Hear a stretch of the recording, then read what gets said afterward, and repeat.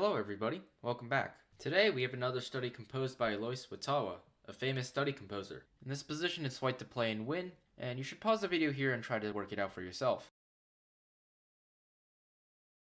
Let's first start off by analyzing the position. So as you can see, white is up 2 knights, but black has two very dangerous passed pawns that are very close to the promoting square. Once you start to calculate this, you see that there's no direct way for white's knights to stop those pawns. So you have to get creative here and think of a solution to that problem.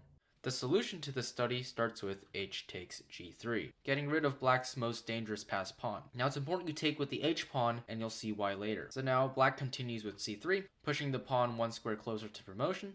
And now here is white's critical move. That is knight takes f5. So now black can't push the pawn one square forward again because of knight e3 and the pawn gets picked up. So a knight takes f5, king takes f5 is your only logical move. And now the next move is also very important. That move is f3. What this move does is traps black's king because now the g4 square and e4 square are covered by the f3 pawn, and the f4 pawn covers the squares g5 and e5. The squares e6, f6, and g6 are covered by white's king. So now if white can deliver a check to black's king, it will be checkmate. So this is the reason why h takes g3 was the correct first move instead of f takes g3. Because on f takes g3, white would have been left with an h pawn and wouldn't be able to play the move f3. So c2 is black's only legal move.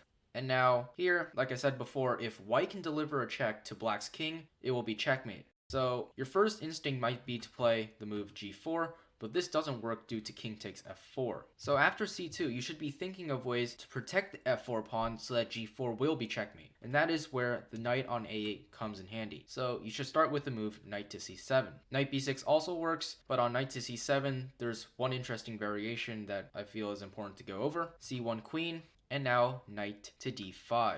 Now the interesting variation that I felt we needed to go over is the move knight to e6. This move protects f4, and it seems that black has no way of preventing the threat of g4 checkmate. But black has a very sneaky resource, queen to c7.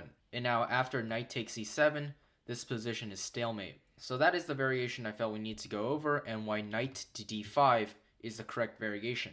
Knight b6 also works because you can play knight d5 next move too.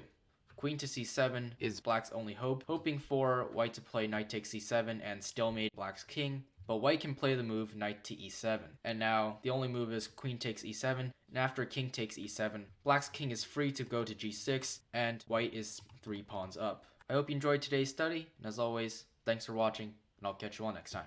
Goodbye.